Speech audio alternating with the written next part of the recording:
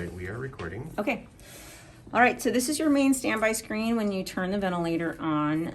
We have the patient demographic information here. If you put the sex and the height in, it's going to calculate your ideal body weight for you. If you get this in before you start ventilating, it's going to default to a 6 mil per kilo tidal volume. Okay.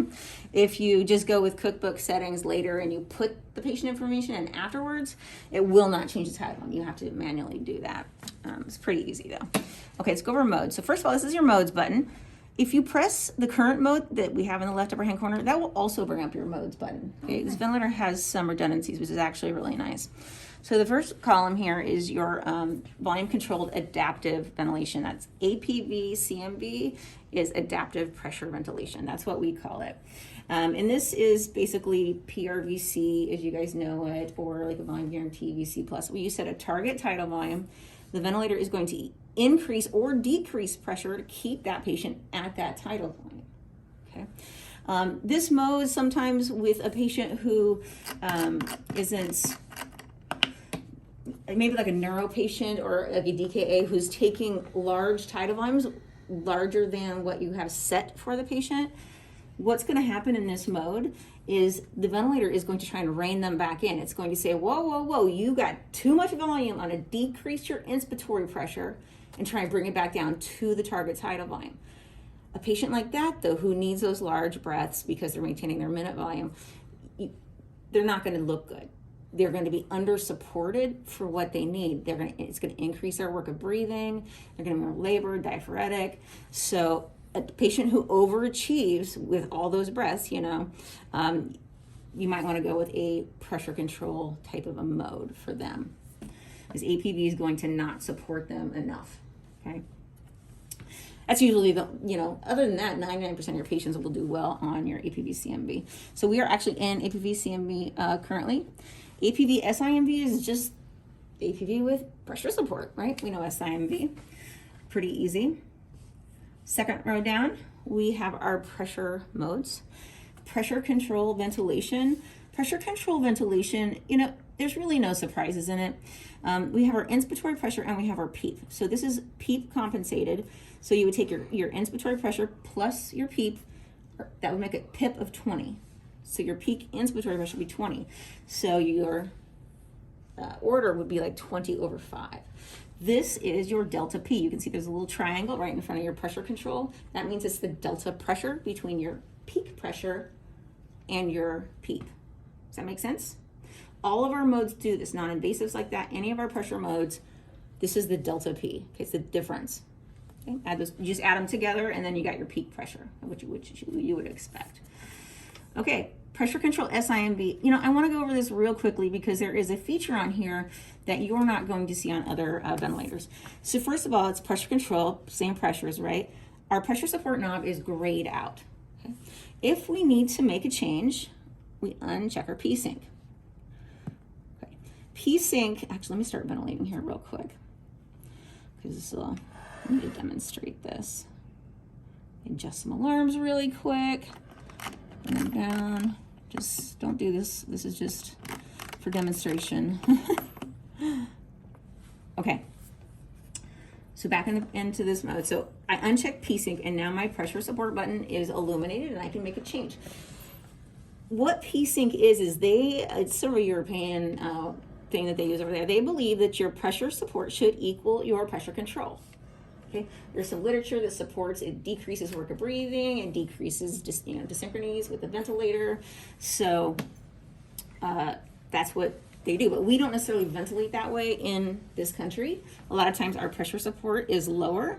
So if I take my pressure support down to 10, I'm just going to show you this kind of safety feature I need to go over. If I take it down to 10, okay, and let's say you or someone else who's poking around the vent rechecks P-Sync. Oop, not that one. Rechecks P-Sync, okay? Look what my pressure control is now. It went from 15 to 10, it dropped. It matches it this way, not this way, okay? So the safety feature is here. If you uncheck P-Sync, it's got to be left unchecked. So don't uncheck P-Sync, basically. Well, unless you need to change your pressure support, right? Otherwise, it's going to just match whatever inspiratory pressure that you have dialed in for your pressure control. okay? So that is something I very specifically like to go over.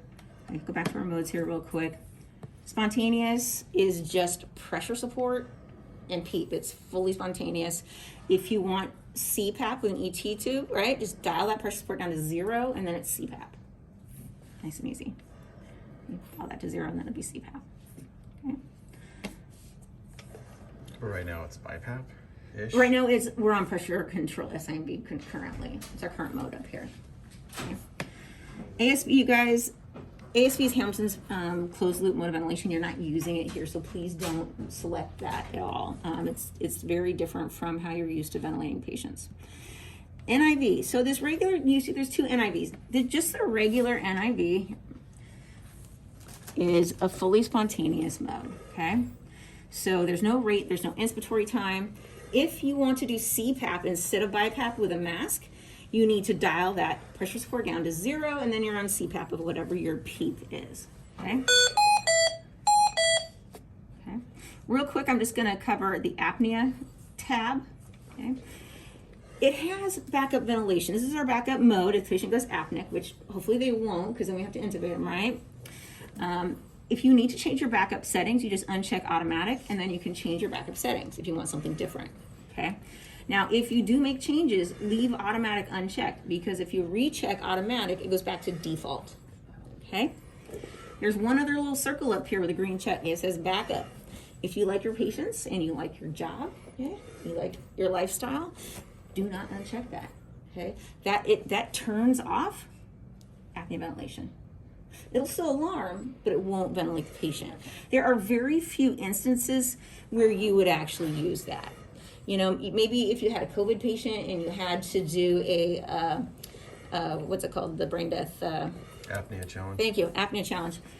And you didn't want to have them off the vent to open air, you could actually do, turn off the backup in spontaneous, and it delivers whatever set at 502 is. There's flow running through the circuit at all times, so if they take a breath, they will get that, but you wouldn't have to take them off the ventilator to do that. Okay. All right, let's go into NIV-ST. Okay. So the just regular NIV that we talked about, you can turn that pressure support down to 0. Okay. In NIV-ST, okay, you cannot turn. Oh no, already on it. Sorry, excuse me. You cannot turn this pressure support down to 0. The lowest it goes is 3. Okay, so true CPAP with a mask, just the regular NIV mode. I mean, 3 is pretty low. It's not a lot of inspiratory support. You know, your PIP would be 8, right? 3/5, PIP would be 8. So just so you know that one only goes down to 3, okay? So one thing I cover very thoroughly is the MORE tab in non-invasive. You'll see these in some of the other invasive modes too. This is really important to understand, and it's a little more technical. This is how you get your patient comfortable on this ventilator in non-invasive, because it's not apples to apples with your V60, okay? There are settings that you change on your V60 that you need to change here, and I'm gonna just let you guys know which one that is. You're falling asleep there. Okay, okay. Your P-ramp. Your P-ramp, it's your flow button. It's your rise time. It's when the patient gets the flow during the breath, okay? It's in milliseconds, so it's in time. So when a patient takes a breath right now, they would get it takes 70 milliseconds for them to get most of their peak flow. Okay? That's pretty quick. But let's say you have a COVID patient or a pneumonia patient that's really just, you know, has big inspiratory effort and they need that flow right away. We can go down on this P ramp, and it gets the flow to them faster. Okay? You can go all the way to 0. But going to 0 can cause what's called pressure overshoot, okay? And you don't want pressure overshoot. Pressure overshoot would basically, when we have the inspiratory breath in with the pressure, it would spike at the top and then go over. It's that spike we don't want. That's the pressure overshoot. So if you are getting that with your patient, just go up enough to get rid of that, or at least reduce it quite a bit, and that'll fix it. Okay, back to controls, MORE tab. I'll come back to this button. Oh, one more thing about this. COPDers, emphysema, asthmatics, right? Patients with obstructive issues. We don't want to give them a lot of flow right away, even though they look like they need it, right? Because they're sucking wind, they're really trying to get the air in, but they can't get it out. So what we do is if we give them the flow fast, basically that flow comes screaming in those airways, hits those tight, small airways, right, that are super restricted, and the air becomes very turbulent. They don't ventilate well. Okay, they will look worse, more diaphoretic. So what you do is you go up on this. Now you're going to make slow changes, a knob click or two, enter, let them take a couple breaths, see if it's going the right direction, and then make another change. We don't want to jump from one extreme to the other. If we jump from one extreme to the other in this, it's either going to be a rude blast of flow or a rude abruption of flow, which can be very scary for our non-invasive patients, right? A lot of times they're real scared about the mask, and a lot of times we only have one chance to actually get it right. Otherwise, they rip that mask off and they're like, I'm not putting that on, right? So we've got to try and get it right the first time. So that's how you use P-ramp, right? So your patient, pneumonia patients that need that, flow right away, go down. For your COPDers and asthmatics, emphysema, exacerbations, go up on that. Slow that flow down, because as the flow comes in slower, it's more laminar and they ventilate better. You'll see they start looking a lot better. Okay, it's not the knob says 2,000. It's not gonna let you go 2,000. 200 is the limit. Okay, so but slow changes for your patient. Okay, we'll come back to this one. I'm gonna go to the ETS. ETS, you guys, is expiratory trigger sensitivity. Okay, that's a lot of words. What that is flow termination. Okay. Rapid response to 201. Oh shoot. So, if your patient is breathing over our set rate, so here we have a set rate of 12. Okay, you can set it lower. If the patient is breathing over your set rate, okay, even just one over, all of the breaths are spontaneous, meaning they're flow cycled. If they hypoventilate down to your set rate, then it ventilates them with time cycle. Oh my goodness, that's quite a bit of alert there. Okay, I don't know if you saw that. So if the patient's breathing over that set rate, 100% of those breaths are spontaneous, meaning they're flow cycled. Yeah.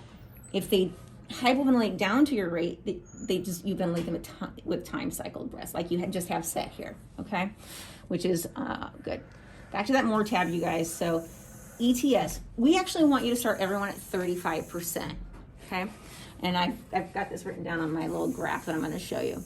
35% is basically a nice, almost normal IDE ratio for a lot of patients, okay? It's a good place to start for your patients. What happens in ETS, and you're going to want to look at this here. Come on over with your camera. So ETS, it's flow termination. So for example, we have 25% on here. Just for easy math's sake, we'll use the 25%. Patient has to inhale 75% of their peak flow. When there's 25% left, it opens the valve and allows them to exhale. That can be a fairly long inspiratory time. Okay, you see this little top bar? That's our inspiratory time there. Our COPDers, right, asthmatics, we need a longer time to exhale. We don't want them taking super long breaths in and gas trapping any more than they are. So we wouldn't jump to 50%. We'd make slow changes, but just for easy math's sake, we're going to go to 50%. The patient only has to inhale 50% of that peak flow. The breath terminates early on our deceleration. Exhale here, that shortens that inspiratory time. You are manipulating the IDE ratio with your flow termination breath. Okay, you guys will get to keep this. Okay, so a lot of times just looking at the graph, it makes a lot more sense. Okay, it's important to adjust this to help your patient. Okay. Now we have one other. I'm going to bring it up here. We have one other button on there. Well, we have two. We have the PSI, which nobody uses, so just leave it unchecked. We have our TI max. So our TI max is basically a cutoff breath in if our leak is too big. Because what happens when you put a patient on, you get them all settled, right? You leave the room, what's the first thing they do? They grab that mask and they pull on it, okay, making a leak. So, or the nurse gives them pills or water or whatever, right? And then maybe they don't get the mask back on as they should. And when that happens, typically, your patient a lot of times, because the leak is so large, doesn't reach their flow termination. So if their leak is larger than their ETS, the machine, the way it's designed, is it would give constant flow in, but our patient would be trying to exhale against that. That's when that patient pulls that mask off and says, I can't breathe, okay? Because this has 240 liters per minute of maximum flow. Blow your patient's eyebrows off. That is a lot of flow, okay? So we need to adjust it to make sure they're able to exhale when they want to. So how to set this TI max? What I do is I go to my monitoring tab over here, and I go to page 2. My very first value over there is my inspiratory time, measured inspiratory time. So you're going to look at this and you're going to say, okay, my patient currently is taking a 1 second inspiratory time breath. That's their inspiratory time, their neural, natural inspiratory time that they're doing once you've got the mask all settled. Okay? Then you come back to our more tab in our controls tab, TI max. So it was at 1 second. So I'm going to just adjust this to like 1.2. Okay? Just a little bit above what their natural inspiratory time is. That way, if they do have a leak that's higher, okay, than their ETS, it will time cycle that breath off. It's a backup time cycle is what it is, so that they can actually exhale close to what they were doing. It's going to make your patient more comfortable. They're not going to pull that mask off, and they're going to tolerate it better. Okay, this more tab, I call these patient comfort settings. Okay, this is what you need to adjust for your patients to use non-invasive on here. Now, if they're great with the defaults, fantastic. Then you don't have to adjust anything. But if you are having some issues, this will help with those issues. Okay. Now, our ETS button, you guys, it goes to 80. Please don't go past 60, because at 60%, your patient has to inhale 40% of that peak flow, which shortens that inspiratory time significantly. So that shortens it significantly. So don't go past 60, please. I mean, you can, but it would be very, very rare instances, because at 60, sometimes the patient just looks worse, right? Because they don't have time for that gas exchange to happen because the breath is cycling off too soon. Okay? So that was our controls. All right. These are you're going to want to set for each patient. All right. One thing about this tab here, once you're ventilating, you get a patient tab in your control setting. This is where you can enter that patient information if you hadn't done it. So if you urgent something before, you use some cookbook settings, and then you want to add it, makes it going to be on the vent for a while, okay? You're going to just put that there. You're going to put it in, and it's going to be helpful. So if you forget how to get to that, this little person icon in the corner, if you just kind of get your finger in that corner, it brings up that patient information. It's a little shortcut to it, okay? All right, I'm gonna go back to volume ventilation. So here's how you change a mode. Go to modes, select your mode, hit confirm. It's going to look at your settings, right? Check your settings. If you need to make setting adjustments, do them now, and then hit confirm again. Your current mode shows up in the left upper hand corner. Okay, if your current mode that you're expecting to be up there isn't up there, it's the other old mode, you could miss that very last confirm step, which is very easy to do. So just a reminder, always check to make sure your mode did actually change. All right, back to our controls tab, you guys. In APVCMV, in volume ventilation, okay, pressure limitation, I'm going to talk about that too. In volume ventilation, right here at the very bottom, if you have that patient's information in, it'll tell you how many mils per kilo you're giving that patient. So if you wanted to go up maybe 7 mils per kilo, okay, it does it for you right there. It does the math. So it's nice and easy. That's why we encourage people to put that patient information in. Now, if you don't put that patient information in, it's still going to have a value there, but it is of no value to you. It's going off of the default patient, the 71 kilogram male, okay? So no value if your patient information is not in here, okay? Just FYI. Okay, and we've got in our more tab, right? We've got our P ramp, our flow. We can adjust our flow for our patient if they need, more flow, or if we want to slow it down for that exacerbation patient. Okay. We have what's called pressure limitation. You're going to see this a lot with your patients with stiff lungs or high airway resistance. Basically, and these two lines here. So this red line, you guys, if you go to the controls tab, or alarms tab, excuse me, and this high pressure, that's that red line at 40. We default 10 below at 30. That's what the blue line is. The blue line is 10 below, okay? Now, in my controls tab, there's a P limit button. That's the 10 below. It's linked to the alarm. If you change this, it changes your alarm to, 10 either way, okay?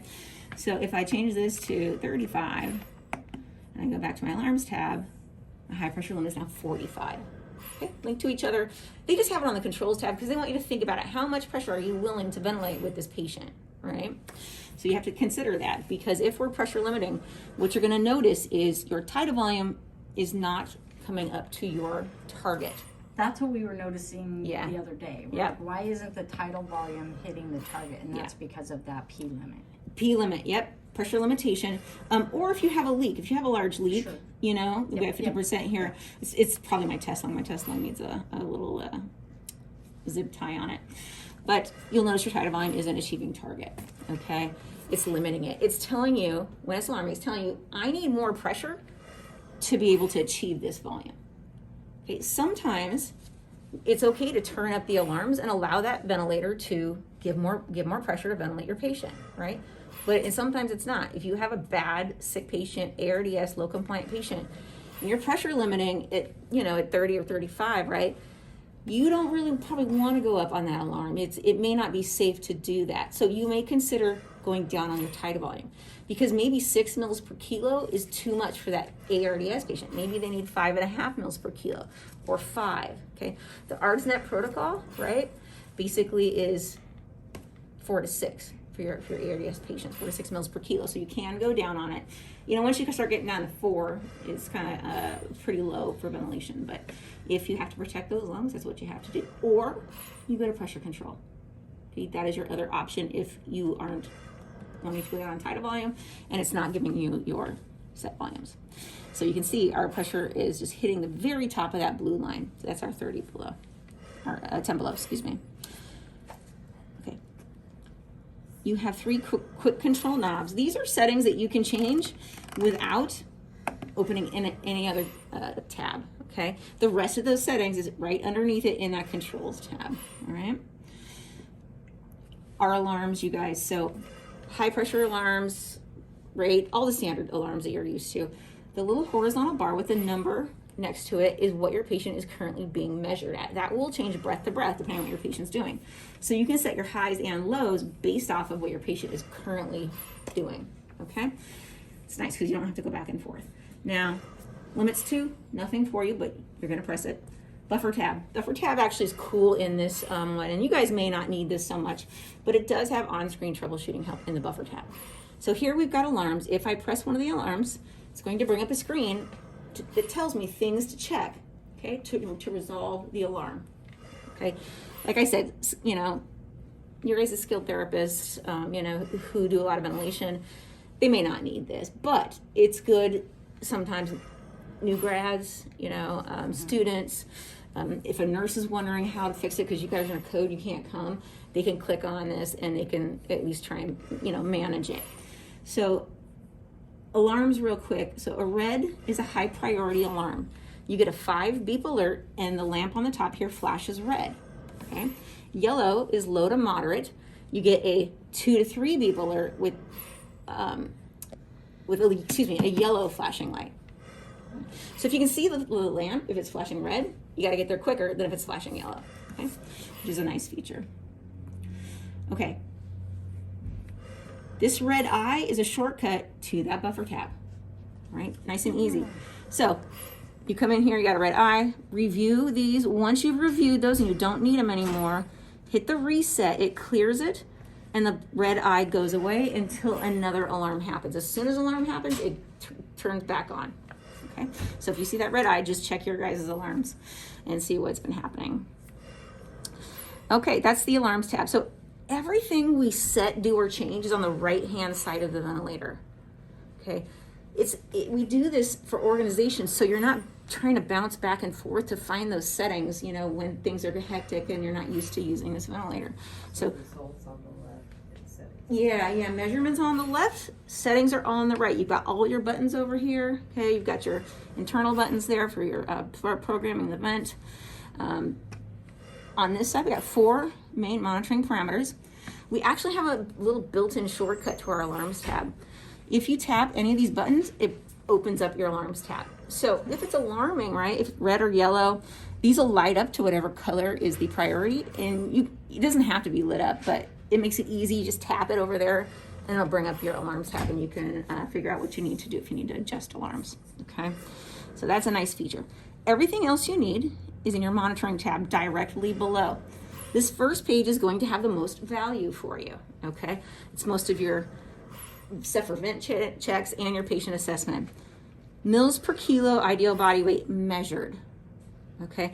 So this is only valuable if you have the patient information in, right? Otherwise, it goes off the default patient. Okay? Patient's not in, no value. Okay, just make sure people know that. Ooh, that's a quick way to check if they didn't put in. Depending, yeah. It goes off the default, so, you know. Okay. And you can just hit that button, a little icon in the corner, it'll take you to that patient tab. You can see what's set in there, okay? So you can mils per kilo measured. It's a little below 6 because we have a little bit of a leak, right? That page 2, we showed a leak. Okay, page 2, expiratory times. You have flows. You have your leak percentage. Some spontaneous stuff there. Page 3 is your pulmonary mechanics. So this is the stuff that's your critical patients you're going to need to know about. P-insp, that is your airway resistance. Okay, we like that under 10. Okay, under 10 is we're happy.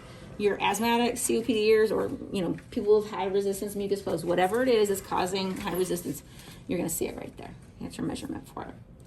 On this side, we have our CStat, our static compliance. Okay. This test lung is a stiff lung. It's like an ARDS lung. This value, of course, is most accurate when your patient is passive, right? When they're either sedated a lot or paralyzed and sedated. Okay, you're going to want to make sure you check these values as soon as your patient gets intubated while they're still under the medication. RCEXP. I'm actually going to talk about that real quick, but I'm going to do plateau pressure first.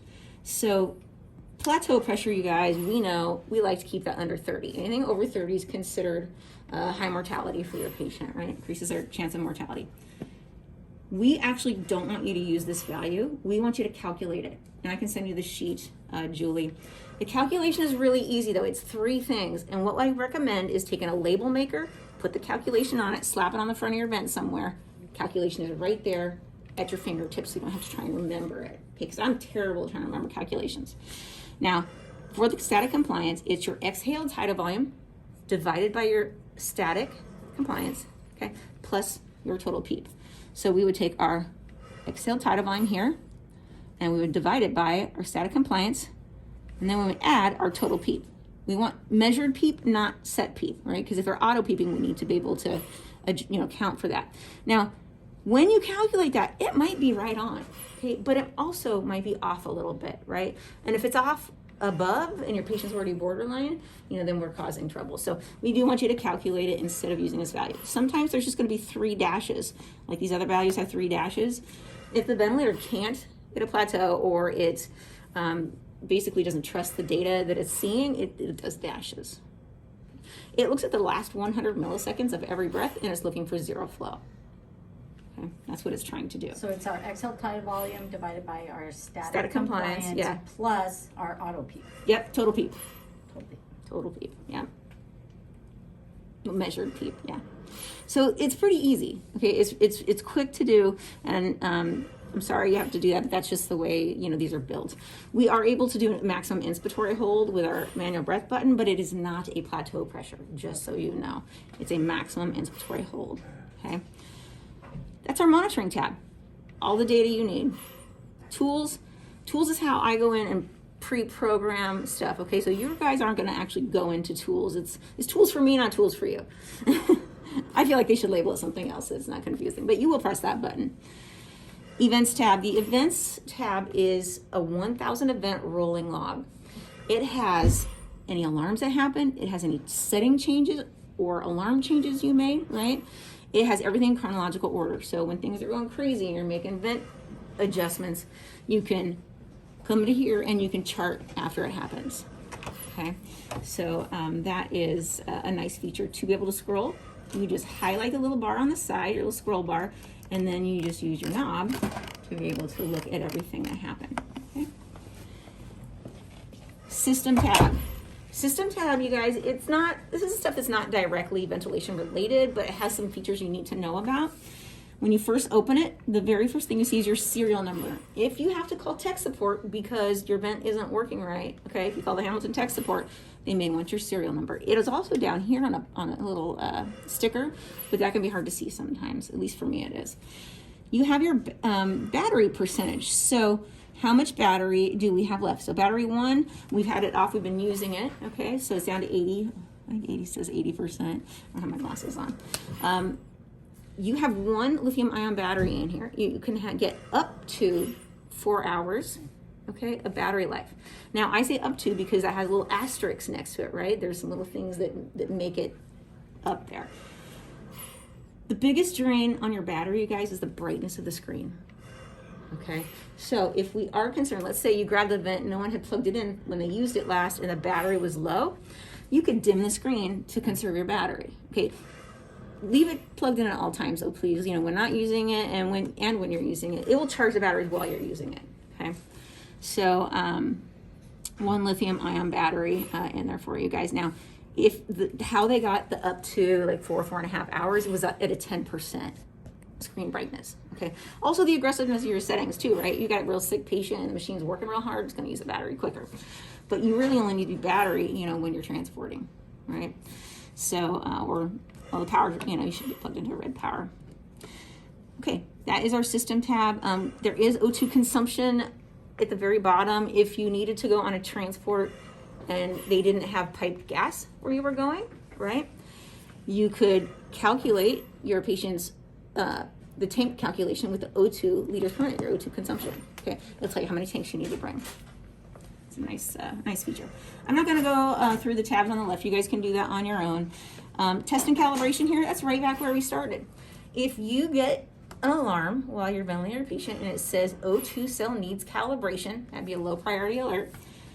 What you do is you come in here to your settings, test and calibration, and you just hit O2 sensor. Okay? You have to be plugged into high pressure oxygen. It'll let you do it while it's on the patient. Okay, there's no problem with that. It just takes a couple minutes. That is done kind of yearly by Biomed, right? Well, they changed the O2 cell yearly. So if it needs calibration, calibrate it. Now, sometimes if someone is over calibrating it all the time, it's going to wear the O2 cell out before their annual maintenance, before it gets changed. In which case, your O2 cell sensor, you're going to calibrate it, and it's going to put X there. It's not going to calibrate for you if the O2 cell is gone.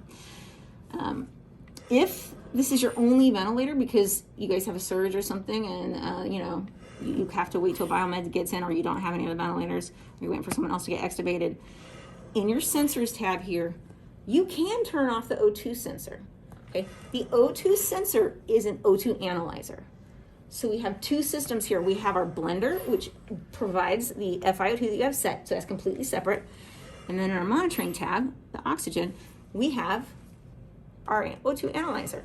Now it's off just a little bit. So if it's off, you know, a little bit and it's driving you crazy, you can calibrate that O2 cell and it'll fix that drift. Okay. I've had it happen before. Like you turn on, you're like, I know it's not 18%, right? We're on 21. So I calibrate it and then it's fine. It usually holds the calibration fairly well. So that's the O2 sensor, you guys. You can turn it off. Okay. When you go to monitoring tab, it'll say off for oxygen. So if you come in on your vent check and you see off for oxygen, you know someone's turned off that O2 sensor, okay, for some reason.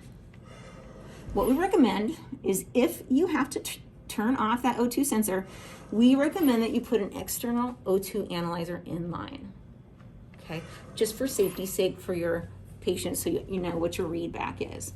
That is our manufacturer recommendation if you have to turn that off. You guys do have CO2, so, but you probably have another system you're using for CO2. Yeah. You can use this one. We would just turn on our CO2 sensor once you have a cable here. I just wanted that for that, unfortunately. Okay. All right. Settings. You can adjust the volume of your alarm. It defaults to 5. 10 is really obnoxious, but it might be good for an isolation room where the door is closed. Okay. Day and time. So, day and night, sorry. I do not have my glasses on. That's this button. That's our toggle between dim, right, day and night. So this is where you can program which one how much value. If you needed to go down to 10%, you hit that, dial that down to 10%, make it, hit it again, make it active, and it'll be the most conserving of your battery. Okay, so that's the program for the toggle. Date and time, daylight savings, right? So you'd come in here, settings, system, date and time, select your hour, like we're off. What time is it?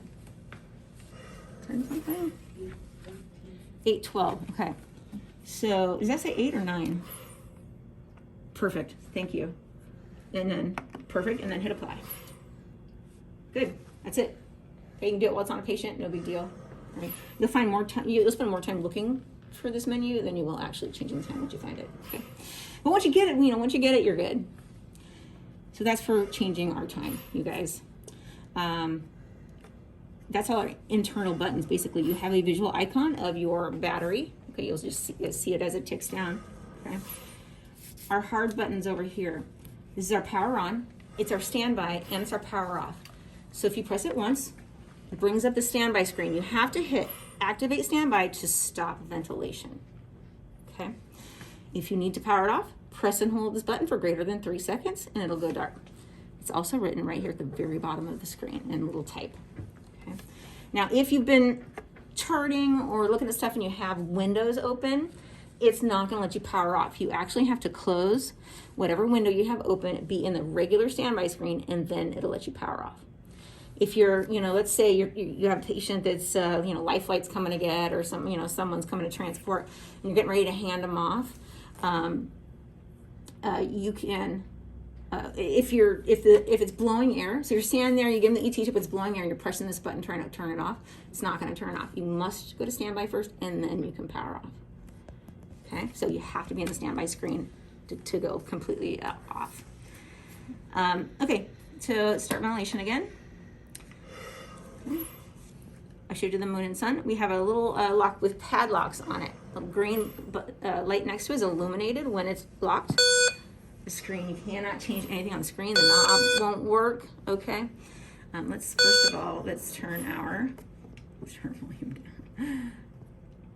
So it's not blasting our ears. Okay. So this is good for cleaning the screen. Tube feeding or something gets splashed on the screen, or you don't want to leave that on because that's like cement. So you would turn this on, wipe your screen, and then turn it off. You just press it again to unlock it. Or if you have a little family member with a little kid in there who's touching a bunch of stuff and the parent's not paying attention, off that screen. These buttons are active though. You can give an O2 breath, you can give alarm silence. Those buttons are active while your screen is locked though. Okay. So that's a nice feature. Down on our next row, the little set of lungs here, this is a manual breath at whatever you have set. Okay. If you do have a baby on here, let's say you have a 10-kilogram baby on here, sometimes when they desaturate, right, or they start to brady a little bit, you bag them up is what they call it, right? You give them a bunch of extra breaths and try and bring their sats back up. A lot of times that fixes it. You could just use the manual breath button and it will give breaths at whatever you have set. Okay, so you wouldn't have to take them off the bag. And now for coding, you have to take them off. Okay? You can't do this with manual breaths for coding. You can do it press and hold, you guys, but that is not a plateau pressure. It's a maximum inspiratory pressure. It will cut you off at 10 seconds, which is pretty long. Increase O2, 100% for 2 minutes, standard, right? There's one other feature that it has, okay? It's kind of a nice feature. So, if you hit your increase O2 button and you disconnect your patient, it usually pretty quick. It usually doesn't give that extra breath. Depends on, I think, where it's in the cycle. It's called suction maneuver. It stops ventilating for 60 seconds. So if you need to rearrange stuff, right, you can do this. Or if you're handing over the patient because transport is here, like life flight, you can hit the O2 breath, disconnect it, and then you can go to standby from this screen. Okay, it's kind of nice because then you're not spraying the room, too much with all the stuff that's in the circuit. Sometimes we don't have an extra hand to be able to, stand by and then the two-step process. So turn that off though real quick because I'm just going to squat guys. Okay, so that's the increase O2 button. That's kind of a cool feature. This next button down, you guys, it looks like a printer with a piece of paper. It's not going to be anything for you. It's how we take screenshots of this. So if Julie wanted to have actual screenshots for, the PowerPoint or extra stuff that she is making for you guys, she can actually get it all set up, put a USB port in here, USB stick, and just hit this button and it does screenshots. There's no HIPAA violation. There's no patient information at all on this screen, okay? Except for we just have a little person. That's our only patient information on there. So it's safe to do that with your screenshot there. This little USB port, you guys, you cannot charge your cell phone in it. You cannot power an Aerogen with it. Okay, people have done that. That's why I go over it. It's strictly data transfer. That's all it does, okay? You guys use Aerogens, I'm sure, right? No, okay. Just regular pneumatic jet nebulizers plugged with flow sensor. Okay, you guys gonna like this actually. So we have an integrated pneumatic nebulizer, and this is the button for it. What you do is you set your, you get it teed in line. You hook your oxygen line to here, your oxygen tube, okay, to the yellow port. There's a little icon next to it, a spray bottle. That is the same picture. It's on the button, so it matches the button, okay, just to remind people. Once you've got it all set up, you're going to press the button once. It's going to nebulize on inspiration only for 30 minutes. A breath actuated nebulizer for 30 minutes. If the neb's done before 30 minutes, you can just hit it again and it turns off. Okay. Otherwise, it turns off at 30 seconds. 30 minutes. Now, one of the nice... What percentage of FiO2 does it use when it does that? Whatever you have set. Okay. And also, the nice thing that it does is it is able to know, it knows the flow, so it compensates for the extra flow. So your tidal volumes won't change, your alarms won't go crazy, right? Because that would happen if you hooked it to a flow meter. You'd get these large volumes and your alarms would go nuts and it would just alarm like crazy. So that integrated pneumatic nebulizer is actually a pretty nice feature, especially if you're like doing continuous nebs, right? Press it, and then when it's over, refill, and then hit that button again. Okay, patient gets all the medication. It's breath actuated. Okay, there's no leak here, so they get everything that we have in that little cup, which is good for a lot of those patients. Alarm silence is just that larger bar there button. It's 2 minutes alarm silence, pretty standard. If you do it and then you change your mind, little timer down there, press it again and it turns it off. Okay, that's how a lot of these buttons work. To turn it off, just press it again. And we've got the knob, point and click knob. You can make changes by using that and then press the screen, or you can press in your enter button to make changes. Okay, let's go to our high flow. So when we're in invasive mode, or let's say we were in non-invasive and we were trying to go to high flow, it's going to be grayed out.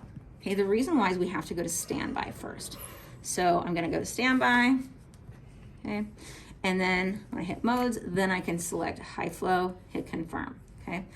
Once I select my settings, I hit confirm. Now, the flow goes up to 60. That's the maximum you can do in the adult peds mode. If I choose your full range, 21 to 100%, okay? It's very, very easy to do this. Let me take my test lung off though, so it's not blowing it up, okay? And then you have to hit start therapy once you have your settings on. Okay? Pretty quiet. You can actually turn this way up to 60. Okay, we got a lot of flow. So that is your button there. It says 100, but in the US, the FDA says no, you can't go past 100. Okay, this is a very easy thing to use because it just gives you some flow and your oxygen. It's large numbers, so you can see it from the door. Okay. 2 liters per minute is the minimum flow that you can deliver. This here is just trending.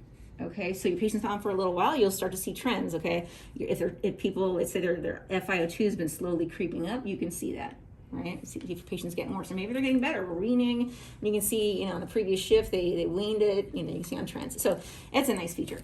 Now, circuit setup, you guys. If you're doing just high flow, you're going to put your Fisher-Paykel heater right here, and you're going to use your BiPAP circuit, okay, your non-invasive BiPAP circuit. You don't need an expiratory valve and you don't need a flow sensor if you're using that single limb circuit just for high flow. You just plug your blue tube into the inspiratory port, okay? Goes to your heater, to your patient, the other tube goes to your patient, and then your high flow cannulas actually fit right on the end of your BiPAP circuits very nicely, okay? The 22 adapter. With the dual limb. Yeah. Yeah, so I haven't gotten there yet.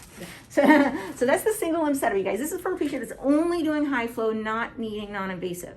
If you have a patient that's going between high flow and non-invasive, what you're going to want to do is you're going to have a dual limb setup. You're going to use your ventilator circuit, your heated wire ventilator circuit with your Fisher PayPal. You set it up with the expiratory valve, the flow sensor, calibrate it, all that stuff, okay? You also need a mask with a blue elbow. We need a full non-vented system, okay? We want 100% of the air to go back through our flow sensor to our expiratory valve, which is our PEEP valve, okay? So you're going to need a 22 adapter to be able to hook your high flow cannula to the Y of the ventilator, okay? So you can do both back and forth, non-invasive, right? We just have to go to standby here to be able to get non-invasive. So you just switch it out. Now, if you're, doing high flow, you don't have to take the flow sensor out. Normally they would tell you, but you don't have to. If you're going back and forth, it's not required for high flow, but I would leave it in. It won't hurt anything if you're going back and forth. Is it possible to get in tidal with that at all?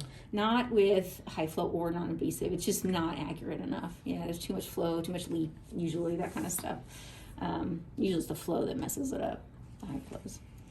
So you guys have non-invasive options, which is really nice because if a patient's needing both, right, you don't need to, use one of your V60s. You don't have to use that. You can use this and go between the two.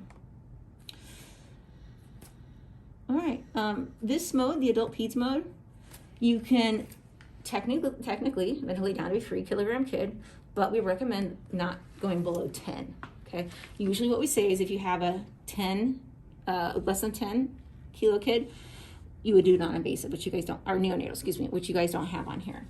So if you have a kid here you do have to ventilate this small, like let's say under 20 kilograms, you get a little kid, right?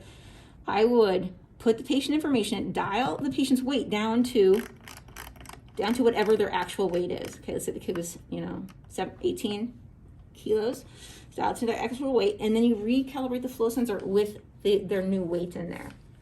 Okay, that tells the machine we're expecting lower flows, lower volumes, that kind of stuff. It recognizes that. If you have a kid under 10 kilos on here, though, you're probably going to have to compensate for dead space. Okay, and our flow sensor is 10 mils of dead space. And then if you have an HME on here, you have to add the HME dead space, right? So that is something to consider if you have a small child. You have to add that to the tidal volume. So if your flow sensor is 10 and your HME is 80, your adult HME is 80, then you're going to have to add 100 mils on top of their tidal volume. What about exhalation valve? Yes. Because is there a different? So in neonatal mode, there's a different exhalation but valve. for pediatrics, 10 Pediatrics, kilos and above, yeah. the same exhalation valve. Yeah. So, but if you do have a little kid on here, which does happen sometimes, right? Something rolls in the door, you can technically go under 10 kilos. Just you got to compensate, really, is what that is, and that just makes it more complicated. But you can do it. Okay. Yeah. So 10 kilos and above, basically, is what we want to be doing. If they're 20 or under kilos, we just need to recalibrate the flow sensor with their actual weight dialed in. We don't use their height, we just dial it into their actual weight.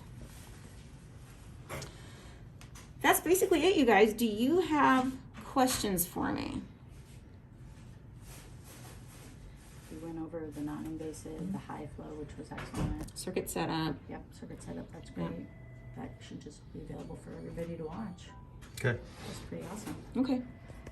You should just record all of that and have that available for instruction on the Hamilton course. Yeah, That was a lot. They won't let me do that though. I know.